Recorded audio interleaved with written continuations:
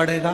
बुधवार की प्रदोष पड़ती है तो शिव रजत भवन में निवास करते हैं। बुधवार की प्रदोष कामना की पूर्ति करती है। मेरा मेरी जीजी से, मेरी बहन से निवेदन है, तुम दुनिया के साल भर में कितने भी व्रत कर लो, तुम कितने भी उपास कर लो, तुम कितनी भी पूजन कर लो, तुम कितना भी अनुष्ठान कर लो, सारे व्रतों पर, सारे अनुष्ठानों पर, सारी पूजन पर सावन के महीने के जो सोमवार होते हैं, जो शिवरात्रि होती है, जो प्रदोष होती है, ये पूरे साल के व्रतों पर प्रबलता प्रदान करते हैं, बल देते रहते हैं। शिव महापुराण की कथा कह रही है, शंकर भगवान का चरित्र कह रहा है।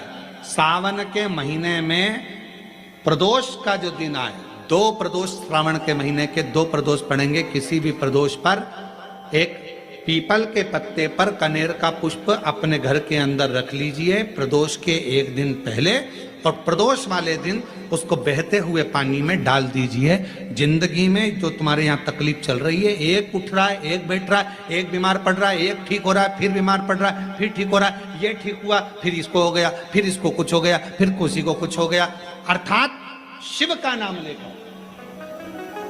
और फिर ध्यान देना, इस क्रम को करने के लिए आपको तुम रुकेश्वर महादेव का नाम लेना पड़ेगा। कौन से महादेव का नाम बोलना है? तुम रुकेश्वर महादेव।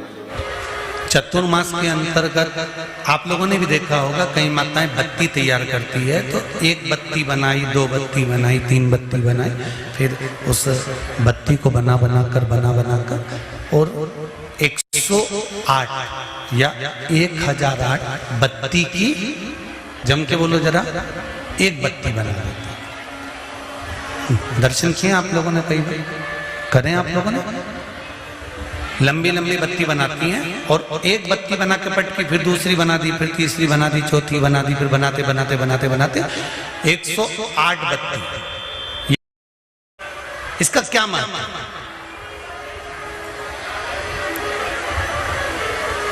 जितने लोग आस्था चैनल पर सुन रहे हैं, जितने फेसबुक यूट्यूब पर सुन रहे हैं, जरा ध्यान, क्या फल मिलता है? तो उसका फल का वर्णन करा गया। सती मैया ने शंकर भगवान को पति बनाने के लिए और अंत में भगवान शंकर के ही कंधे पर मृत्यु के पश्चात एक सौभाग्यवती नारी, अखंड सुहागन नारी का सबसे बड़ा, अगर भगवान से कुछ मांगना होता है